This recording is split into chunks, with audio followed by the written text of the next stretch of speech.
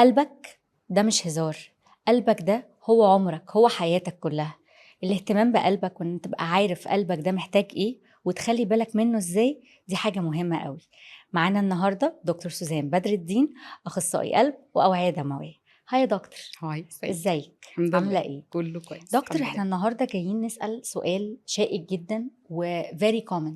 هو ايه الفرق بين البانيك اتاك والهارت اتاك؟ بنلاقي ناس كتير قوي بيجي لها بانيك اتاك ويروحوا يعملوا اي سي جي ويروحوا لدكاترة قلب ويلفوا في دايرة احنا مرضى قلب وهي تبقى بانيك اتاك، وناس تانية يقولك انا صغير مستحيل تبقى هارت اتاك، ويسيب نفسه للاكشن او ان هي كانت هارت اتاك بسيطه وعدت للهارت اتاك اللي مش بسيطه وما عدتش فبيروح. فعايزين نعرف الفرق ما بينهم بالظبط ايه. خليني اقول لك حاجه، هو الفروقات بتيجي من بدايه التاريخ المرضي للشخص. هل انا مثلا انسان معروف ان انا كانت عندي مشاكل ريليتد للقلق المزمن الانكزايتي؟ هل انا مثلا كانت عندي مشاكل ريليتد للاكتئاب؟ اوكي. اتعالجت باخد اقراص؟ عندي مشاكل كان بيجي لي من وانا صغير ستريس وقت كل الاحداث القويه في حياتي، امتحانات، عندي ايفنت معين، القصص دي كلها. هل انا مثلا مرحلتي العمريه ايه؟ ده مهم جدا. مرحلتي العمريه دي حاجه مهمه. تاني حاجه مهمه، هل انا الجندر بتاعي ايه، اللايف ستايل بتاعي، وراجل ولا ست؟ بتفرق في طبعا الراجل بتفرق أو في كل حاجه. أوكي. النسب بتختلف والسن بيختلف من الراجل للست. هي الهارت اتاكس تيجي انا عارفه في الرجاله متهيألي اكتر، بتيجي في الرجاله اكتر. والسن بتاع السيدات اللي بيبتدي فيه الموضوع ده بيبقى يوجولي بعد مرحله انقطاع الطمث، المينوبوز. ده بيحصل لان الهرمونز بتاعت الستات بتحمينا عشان الى حد كده كبير الستات جدا. بتعيش اكتر. بنخلص عليهم بدري بعد كده احنا بيبقى عندنا المشاكل المزمنه اكتر، صح كده، عشان كل الناس تتبسط. بالظبط. بس فهي الفكره كلها انه انا بحتاج ان انا اعرف وابقى عارف ان انا مثلا هل كان عندي تاريخ مرضي، والدي او والدتي او ماي سيبلينجز اخواتي كان عندهم اي مشاكل في القلب. في ناس ركبت قبل سن ال55 وفي اخواتي الاصغر دعامات. هل في ناس احتاجت الكورونري باي باس اللي هي عمليات القلب المفتوح؟ لو انا عندي الموضوع ده يبقى انا عندي ريسك ان انا ممكن ادخل في حاجه زي كده عادي، يجي لي هارت اتاك. انا مدخن شره، مش محافظ على جسمي، ما بلعبش رياضه، ما بعملش اي تشيك اب من اي نوع، سايب نفسي كده، متعرض للايف ستايل ضاغط جدا، عندي مشكله في الوزن، ضغطي عالي، كل ده بيؤدي ان انا ممكن ابقى اتريسك للذبحه الصدريه اكتر من ريسك البانيك اتاك ده اكيد. ده من حيث التاريخ المرضي. نيجي بقى لحاجه تانية، هل انا بقى شكوتي كانت ايه في الوقت ده؟ بالظبط، السيمتومز يعني بلاقي ده انا عندي القلب، احنا عندي بنعرف انها بانيك اتاك من قصه الشك. ايوه، بتجيلي شك. اول ما بنقول بتجيلي شكه دي البانيك اتاك. الشكه دي غالبا بتبقى بانيك اتاك او حاجه اسمها اتيبيكال تشست بين، يعني الم في الصدر هنا. غير متناسب مع اعراض الذبح. لا، ما بيجيش كده، بيجي ان الانسان بيقول ان انا عندي بوينت معينه، نقطه قلبي هي اللي فيها المشكله. نقطه نقول له تقدر تشاور نغزة عليها بصباع واحد، نغزه بالظبط، يقول لك تيجي بقى تسالي على الكونسيستنسي اللي هو ترابط بقى الاعراض مع بعضها، تلاقي الاعراض مش مترابطه. يقول لك مثلا انا حاسس ان الالم اللي بيجي لي ده بيجي لي وببقى حاسس ان انا عايزه اروح على الشباك اخد نفس هواء، ببقى حاسس ان انا فجاه نفسي هيقف. This is not angina pain. دي مش الام الذبحه. الام الذبحه بتيجي اكتر ان الانسان بيحس ان في crushing pain، تقل، heaviness، الم جامد، ممكن يبقى بيسمع في الايد، ممكن يبقى بيسمع في الكتف الشمال، او ممكن ساعات واقل الكتف اليمين، ممكن يبقى بيسمع في الجو الفك. ودي حصلت كتير بالزبط. كان بيجي لنا حد انا فكي بيوجعني، بفتح ما الاقيش اي حاجه، اروح بصي يا حبيبي اطلع دكتور القلب دلوقتي حالا بالظبط. يعني ده الم مش مريح، الم بيقعد وقت، الم تريجرد بستريس جامد، وما اقدرش اشاور عليه. لا، بحس ان هو الحته في حاجه غلط، بحس انه ديفيوز. تيجي تسالي نقطه، لا هو من جوه. يبقى ألم تقدري تقولي عليه سكاترد، يعني منتشر كده وما يقدرش يعلم عليه، ما يقدرش يحدد لك بوينت معينه او بقعه معينه هي اللي فيها الألم ده. وطبعا بيبقى فيه هيستوري، مثلا يبقى مثلا حد بيشتغل في whatever stressful work environment او حاجه ضايقته او حاجه زعلته، مش نلاقي ده حصل فجأة. ونلاقي بيجي معاها بقى سيمتومز تانية، مش قصة ان انا I'm catching the breath ومش عارف اخد نفسي، لا، ببقى معايا chest pain، ممكن احس ان انا عايز استفرغ، في احساس بالغثيان. في ناس كتير بتبقى حاسه ان بطنها وجعاها، الموضوع ده مش سهل. خالص. او ان هم وقصه حاسين ان انه انا بيكح او فم عيان. المعده وجعني، من فضلكم يا جماعه ما حدش يشخص نفسه ان هو عنده ارتجاع لوحده. انت رحت للدكتور؟ ده ممكن ما يبقاش ارتجاع اصلا خالص. اوكي. ده بيبقى ساعات كتيره جدا مشكله مؤشرات في لهارت الشريان اتاك الخلفي. اصلا الشريان الخلفي والايمن هو اللي بيعمل القصه دي. تمام. فاحنا لازم نبقى كاشس جدا في القصه دي، لازم نبقى حذرين، ولازم محدش يشخص نفسه.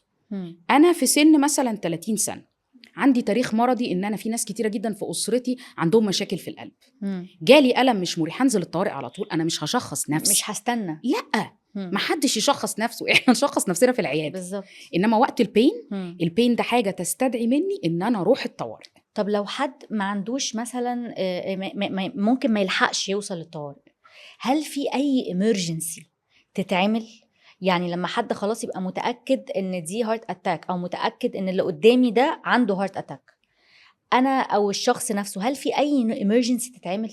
بصي انا ولا هقول لك ما على فيش حاجه. خالص؟ لا هو اكيد طبعا بيبقى فيه، بس احنا بنخاف لانه احنا عندنا 3 انواع من الاشياء بتيجي بنفس الام الذبحات. ساعات بيبقى فيه مشكله في الشريان الاورطي نفسه، فدي اللي هو بنسميها دايسكشن، دي بتبقى انشطار في الشريان الاورطي، دي بتيجي بنفس الالم بتاع الذبحه بالذات. اوكي. انا ما اقدرش ساعتها اقول لك ان انت تقولي للمريض لا وانت في البيت خد قرص تحت اللسان او خد اسبرين. يمكن يعني ما تقدريش ان انت تتحكمي في المشاكل ومدى الخطوره اللي ممكن تحصل من حد زي كده. بس خليني اقول لك حاجه، في ناس بتبقى بتتابع مع دكاتره وعارفين ان الامور كويسه، وعارفين ان ما فيش اي حاجه، وانه ما عندوش المشكله التانية، وجات له مثلا ذبحه قبل كده بس كنا مسيطرين عليها بالدواء بس الموضوع زاد، ساعتها هيقول له خد قرص اسبرين، خد مجموعه اقراص اسبرين واتيفر الجرعه اللي هو هيبقى الطبيب كاتبها، وممكن يقول له خد قرص تحت اللسان. بس احنا كاطباء قلب وناس متمرسين ما بنحبش موضوع المعالجات اللي عن طريق التليفون او المعالجات اللي في المنزل. طبعا انا في الاول وفي الاخر انا باخد كده كلام، لكن ما شفتش بعيني او بالزبط. كشفت او يعني بالظبط. ودي كده. حاجات لايف، يعني ده عمر، مش ده عمر، والمواضيع ساعات ما بتبقاش مواضيع ساعات لو احترامنا لوجع السنان، مواضيع ساعات ما بتبقاش اسهل حاجه طبعا. فبيبقى احسن حاجه ان انا اروح لسنتر. مهم قوي بقى ان احنا نقول حاجه دلوقتي وعايزين نعرفها للناس، لما تلاقي الوجع ده وجع مش مريح والامور باينه ان هي انا مش قادر احكم انها بانيك اتاك بنسبه كبيره، روح مستشفى اسمها تيرشري سنتر، يعني مستشفى فيها قسطره وفيها سنتر كبير تقدر لو في اي حاجه يعني. اكزاكتلي عشان لو في حاجه يطلعوك على طول ما نخسرش وقت. اوكي. بس وطبعا البانيك اتاك المريض بيبقى بعد فتره مع طبيبه النفسي بيبقى عارف ان دي بانيك اتاك، وشكلها بيبقى مختلف الى حد كبير، نادرا ما بيبقى فيه لخبطه، بس احنا بنقول ان في مجموعه معينه بيبقى ممكن يبقى فيها لخبطه. حد عنده ورك لود عالي، مش مشهور ان كان عنده انكزايتي، اي اضطرابات قلق مزمن او اي حاجه، ما عندوش مشاكل اكتئاب، قصه بالنسبه له جديده، لا ساعتها او حد مش عارف ان هو عنده اكتئاب اصلا. بالظبط، يعني هو مش متشخص لسه، فاحنا مش مطلوب خالص ان احنا هنشخصه في المنزل، مش هنشخصه في البيت، هينزل هو يروح يسال ويشوف الطوارئ، قالوا له يعمل رسم قلب، تمام خلاص، يعمل يتجه بقى للسايكايترست. بادئ زبد بنروح الطوارئ نعمل رسم قلب وانزيمات قلب ونقيس الضغط ونشوف كده الوظائف الحيويه بتاعتنا انت تمام نشوفك بقى نفسيا اخبارك كده.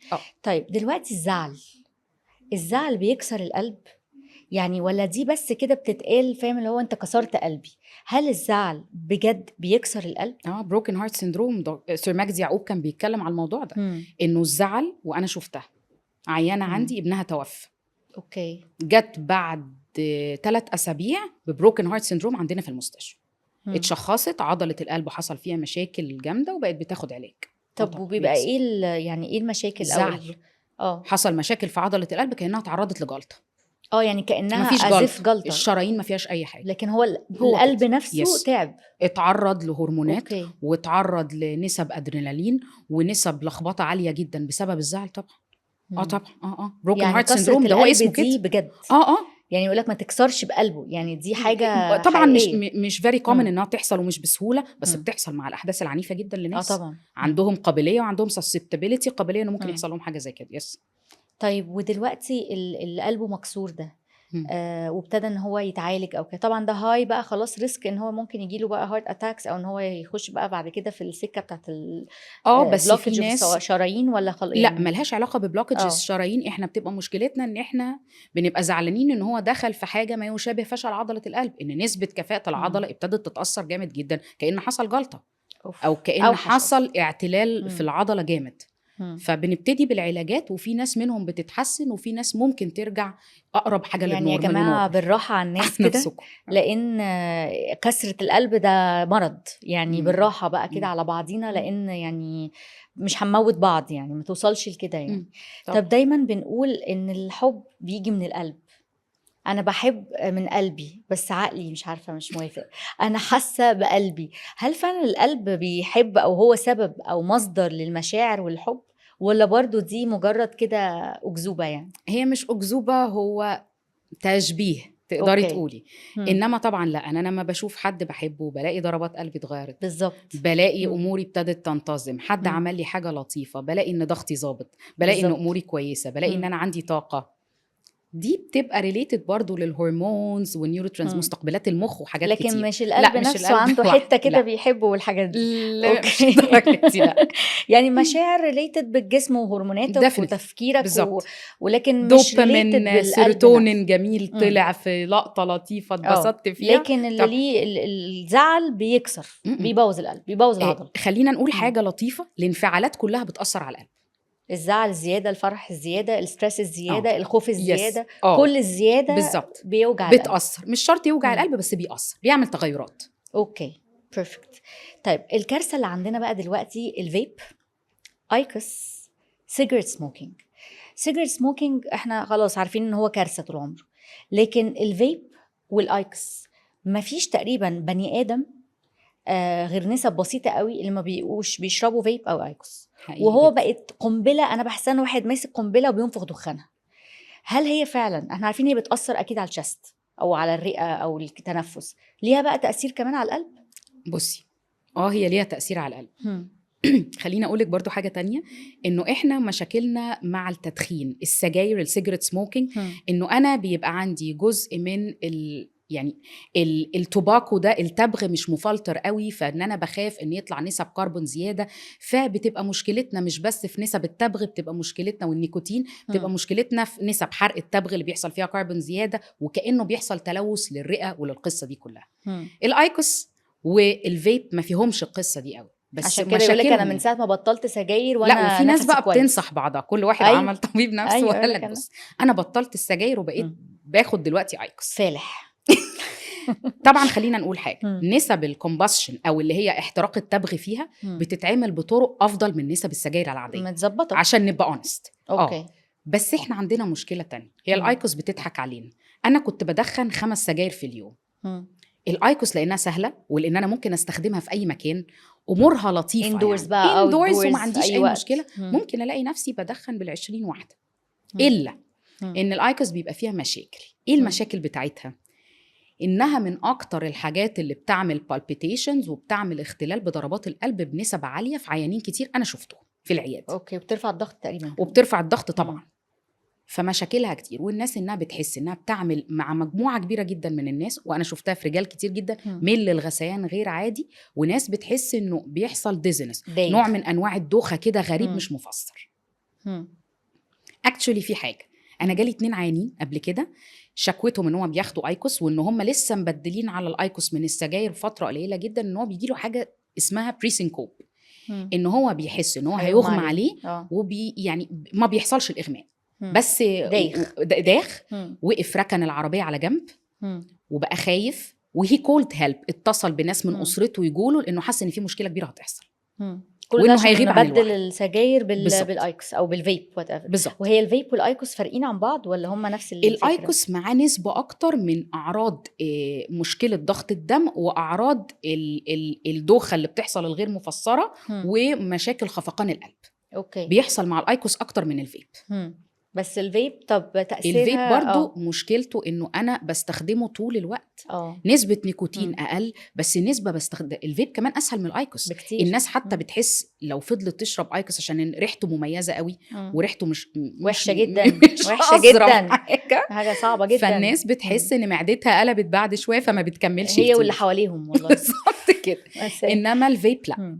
العكس. فكره الفليفرز وفكره ان انا بشم حاجه دمها خفيف وسبيشالي اللي دي. بيحب يبقى بيشيش يقول لك انا Exactly. يعني لو مش فاضي لو مفيش انزل اكسس، اشيش لو اخد مفيش بالظبط فيب. طريقه ممكن اخد بيها الشيشه دلوقتي او انا مشغول، فيب هيعوضني شويه. طب لو حبينا نرتب بقى، هما كلهم وحشين بس لو حبينا نرتب اوحش واحد، وحش نص نص، وحش قوي، او يعني نقسمها ازاي؟ اوكي، هنقسمها. اول حاجه طبعا السيجرت سموكينج، السجاير، ده اوحش حاجه. اوحش حاجه هي والشيشه. ليه؟ ده ذا ورست. طبعا الشيشه أوكي. دي قنبله ذريه منطلقه في المجتمع. ليه؟ أوكي. لان هي دي اللي رجعت مشاكل الضرن مصر. دي مشكلتها ايه؟ الراجل بتاع الشيشه اللطيف بيقول لك ده انا عاملها لك وغسلت لك وغيرت لك اللي وغيرت لك القصه دي كلها. بالظبط. هي مش المشكله في اللي، المشكله في البقبقه اللي عماله تحصل في الميه اللي جوه دي. بالظبط. اوكي. فبتعرضك ان انت بيحصل فيروسات، بيحصل كوارث، وديسيمينيشن، يعني انتشار بقى رهيب لاي امراض صدريه ممكن تبقى موجوده عن طريق الموضوع ده. والسجاير طبعا، لان السجاير مشكلتها ان احنا عندنا حاجه اسمها برايمري سموكينج، سكندري سموكينج، تيرشري سموكينج. يعني انا وانا قاعده جنبك لو انت بتشربي سجاير انا هتاثر.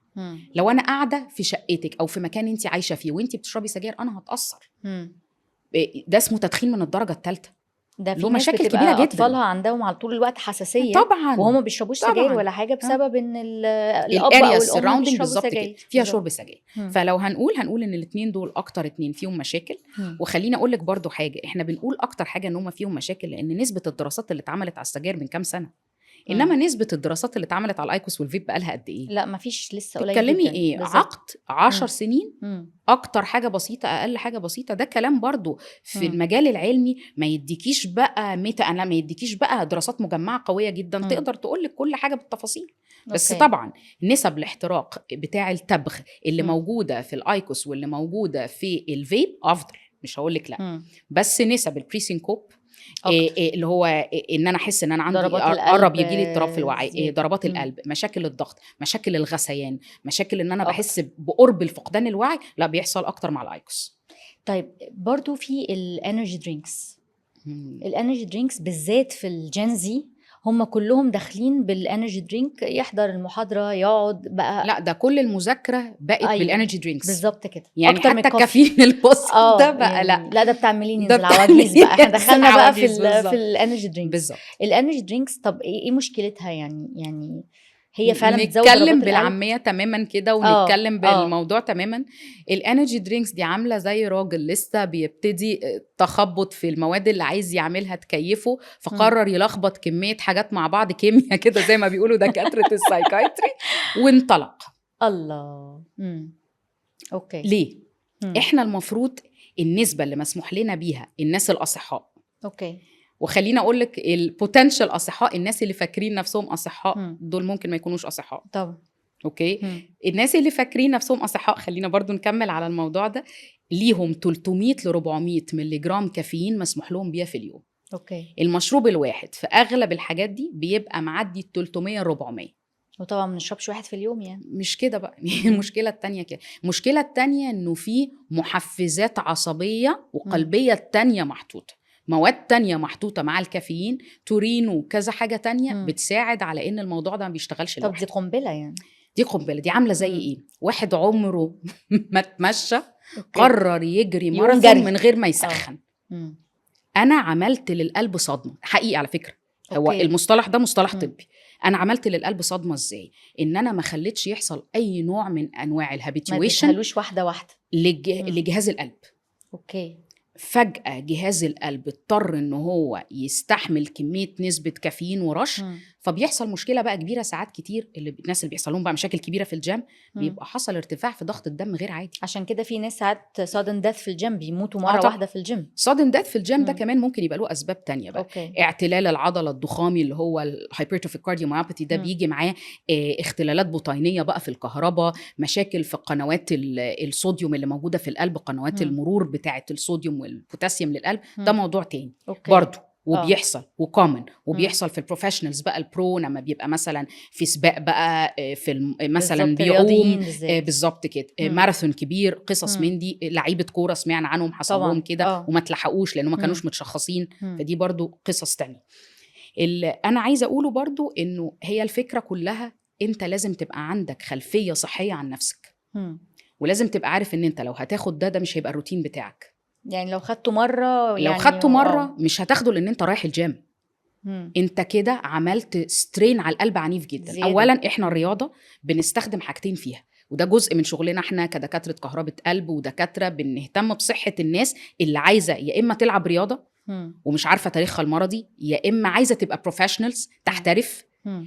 انت محتاج طبيب ياكد لك ان انت في صحه سليمه تعمل بيها 1 تعمل بيها 1 2 2 3 3 بالظبط أوكي. كده. مم. فهي الفكره كلها ان انت بتعمل لود على القلب قوي غير لود الاجهزه وغير لا لود ده الرياضه اللي انت بيشربوا هتمارس مرة بيها. و2 و3 في ما اليوم دي فكره. وافري داي، مش مرة يعني مش مراية كده.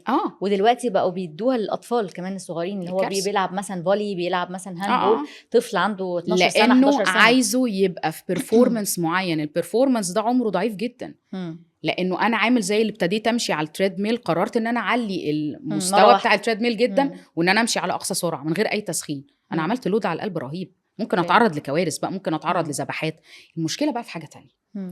كل الكيمستري اللي بيبقى موجود في المشروبات دي، المواد الكيميائيه اللي بتبقى موجوده في المشروبات دي بتعمل بقى حاجه تانية. بتعمل اختلال كهربي وبتعمل حاجه اسمها لونج كيو تي.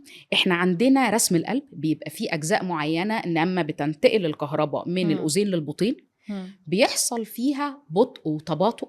لما بيحصل التباطؤ ده انا بسمح لكل الاختلالات والبؤر الكهربيه انها ممكن تدخل في الجزء ده. very serious و very risky، لانها لما بتدخل ممكن تعمل لي اختلال بطيني يعني واضطراب بطيني، يعني تعمل لي انواع من التصارع البطيني ممكن يؤدي بيها للوفاه وممكن ما تلحقش. ده مجرد ان هو بيشرب شويه مش فاهم هو ايه اللي بيحصل ولا بيعمل عيال ايه. صغيره يعني بنتكلم في تينز احنا مش عارفين الباك جراوند بتاعه ايه. مش عارفين ده المشروب رقم كام، دخل عمل ايه في الجيم، هو اموره كويسه صحيا. ده ياما ناس بنشوفهم ضغطهم عالي جدا وهم صغيرين. ما هو بيبقى شايف نفسه انا صغير اكيد ما عنديش امراض بالظبط. يعني لا خليني اقول لك يعني. برضو حاجه، مفيش اي سكريننج. انا لازم ان انا ابقى حاطط نفسي تحت الملاحظه طالما ان انا قررت ان انا ابقى رياضي، طالما قررت ان انا اشترك في ماراثونز. لان كل المشاكل دي بتظهر، وبتظهر كمان للناس اللي هم المراهقين او الاطفال اللي خلاص قربوا يبقوا بروفيشنال سن 11 و12 سنه. ودلوقتي الحمد لله وزاره الشباب والرياضه وكل حاجه ابتدوا يعملوا سكريننج رائع دلوقتي. لا وده هايل ان في كمان ولاد صغيرين ماتوا في وسط طبعا حوادث مشهوره، حوادث في السكواش وحوادث في كذا حاجه طبعا. ثانك يو جدا دكتور سوزان، نورتينا. وان شاء الله ما تبقاش اخر حلقه ما بيننا، لسه في مواضيع كتير قوي عايزين نتكلم عنها ريليتد بالهارت، ومعلومات بصراحه جديده جدا علينا. يعني انا بالنسبه لي كنت فاكره ان انرجي درينك كل مشكلته انه بيزود شويه ضربات القلب وخلاص، يعني ما كنتش متخيله ان هو ممكن يوصل لكده يعني. فدي بالنسبه لي بجد انفو جديده وتقيله ومخيفه جدا يعني.